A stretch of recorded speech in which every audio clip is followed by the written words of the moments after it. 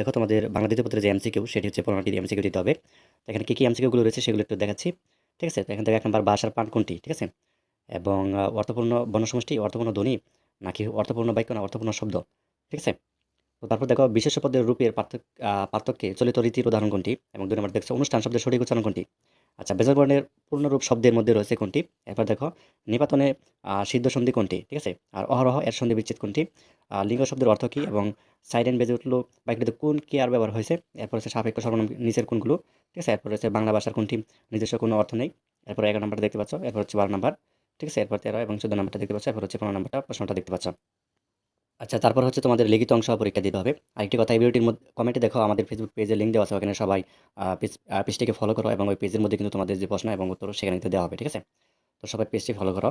এখান থেকে তোমাদের হচ্ছে প্রথমে যেটি দিতে হবে, এখানে এক নম্বর যে প্রশ্নটি একটি দেওয়া আছে, এখানে তোমাদের একটা অনুচ্ছেদ দেওয়া আছে, তাই না। এই অনুচ্ছেদের আলোকে নিচে কিছু প্রশ্ন করা হয়েছে। 1 নম্বরে বলা হয়েছে সংরক্ষণ শব্দের অর্থ কী, বা লোকশিল্প বলতে কী বোঝায়। মনোযোগ শব্দটি সন্ধি বিচ্ছেদ করো।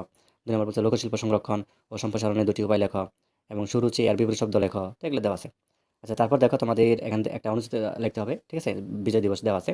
তারপর হচ্ছে 2 নঙ্গে তোমাকে একটি পত্র লিখতে হবে। ঠিক আছে, আর পরীক্ষায় অশুদ্ধ ভাই অবলম্বন ব্যক্তি বা তথা জাতির জন্য একটি হুমকি স্বরূপ এবং তোমার ছোট ভাইয়ের নিকট একটি পত্র লেখো, অথবা হচ্ছে মশার উপদ্রব নিবারণের জন্য কর্তৃপক্ষের সহায়তা কামনা করে একটি পত্র লেখো।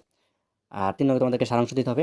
এখানে একটা সারাংশ দেখতে পাচ্ছ যে সময় স্রোত কারোর জন্য অপেক্ষা বসে থাকে না, চিরকাল চলতে থাকে, সময়ের নিকট অর্থাৎ অনুনয় করো, এবং একে ভয় দেখাও, এবং ভূমিক্ষেপ করবে না। ঠিক আছে, তো যাও এই বিষয়ে একটা সারাংশ লিখতে হবে, অথবা হচ্ছে তুমি সারমর্ম লিখতে পারো, যেন বিশ্বজোড়া পাঠশালা আমার সবার আমি ছাত্র, তো নানানভাবে নানান জিনিস শিখছি দিবারাত্র।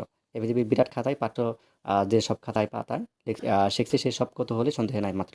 আচ্ছা, 4 নম্বরে তোমাদেরকে একটি লিখতে হবে বা সম্প্রসারণ। তো এখানে দুইটা দেওয়া আছে, একতায় বল, অথবা হচ্ছে জোর মিলে মরিতে হবে, অমরকে একতা হবে চিরস্তর নির্হাইরের জীবনন্দে। আচ্ছা, সর্বশেষ তোমাদের একটি রচনা লিখতে হবে, সেটা হচ্ছে যে এখানে দেখো তোমাদের 3টা রচনা দেওয়া আছে। একটি শীতের সকাল, এবং পরিবেশ দূষণ ও প্রতিকার, এবং আধুনিক সভ্যতা